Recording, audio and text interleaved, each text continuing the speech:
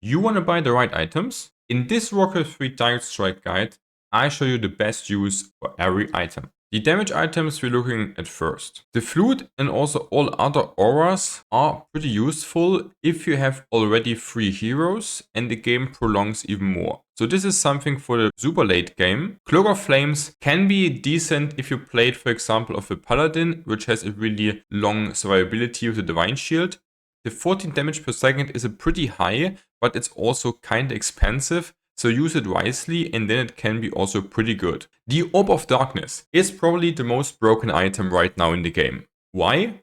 It's giving you 6 bonus damage, but the important part is that you're actually getting a skeleton if something under the effect of this will get killed.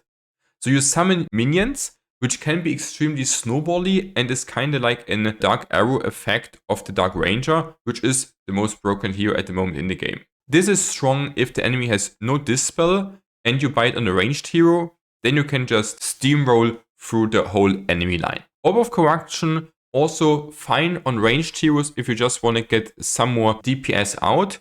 On the Lich it can be valuable because he's attacking really fast and the minus armor enhances also his right clicks. The Orb of Fire. Buy this on your second hero if it's a melee one to give him the range attack and to give him some more survivability. And also sometimes you want to give this on your first hero if you need to deal with air. The Orb of Lightning can also be situationally good. Let's imagine you have no dispel in your draft tier 1. Enemy plays something you need to display like Trance. The Orb of Lightning has also the chance to actually deal 200 bonus damage to summoned units. This can be situationally decent. The Orb of Slow also has some use cases.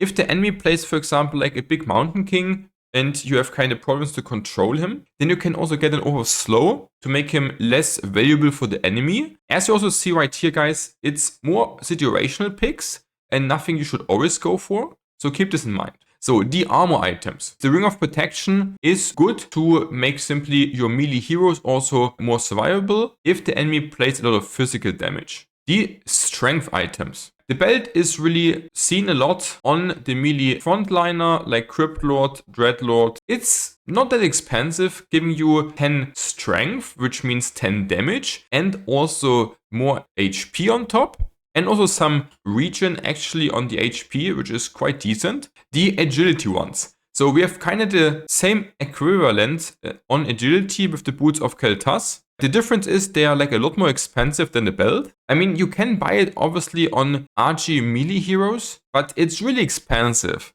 The intelligence ones. The Robe of Magi is probably the best item stats-wise in the game. Why? It's giving your intelligence heroes plus 10 int, gives you also plus 150 mana and also plus 0.5 mana regen, which is in the early game especially like a 50 to 60% mana regen on top. It's kind of cheap. The life items.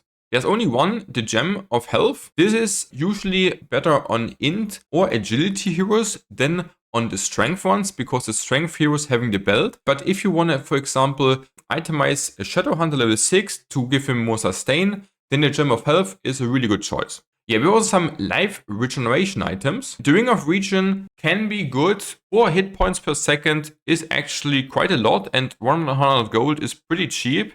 So I can definitely see this getting played on a Warden, for example, if you have like no heal units in the game. The mana regens with the Pendant of Mana is actually very interesting. Why?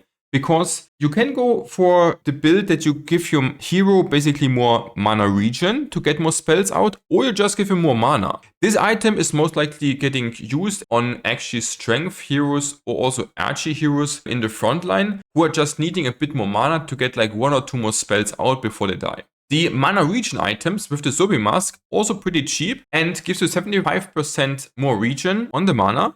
This is in the early game not so great, but the later the game goes and also the more your hero is able to stack with other waves, the more utility you can get out of this one. So Warden or Shadow Hunter are coming to my mind. They are really easy wave stackers. They will also stay alive for a long time and they will need really like a long mana sustain. So as I said guys, all auras are only worth to buy after you have your third hero, cause they are really expensive and they are costing like basically as much as a hero, and the hero is always better than the aura. So only buy this if you have already 3 heroes and the game still prolongs. This will happen really rarely. So just keep in mind, if the game is like 40 minutes plus, then this can be very strong though. What is the best you want to buy? Yeah, the flute, the drums are for sure the 2 best. Endurance afterwards, and also Vamp if you actually have a lot of melee units. Next up, we have the Gem of True Sight. This is pure utility. If your enemy plays Sorceress, then you want to have this to get the Invis out. Also against Fiends with the Bow upgrade, this is decent. So you just want to buy it if you're losing track of the enemies who are getting invisible. The magic resistance. First of all, we have the Amulet of Spell Shield. It's just blocking every 15 seconds a direct spell. It doesn't matter if the spell is from a hero or from units. Can be very good if you are having channel abilities which are getting cancelled from enemy heroes. The Rune Bracer is also very cheap, giving you 33% spell damage reduction. It is not often seen. So if your enemy playing a very spell heavy lineup, then this is actually really good on your hero to just get him more tanky. Especially on frontliners, this makes the most sense because your backliners won't tank much at all. And then we have also some evasion items like the Talisman of Evasion. Gives you 15% evasion. Can be really good also on just frontliners to make them more tanky, especially on higher levels and also especially on strength heroes with a lot of belts. This makes them even more tanky and gives also like your HP more utility. Tell me in the comments guys, what do you think are the best items? If you like the video, then subscribe and like there guys. Thanks!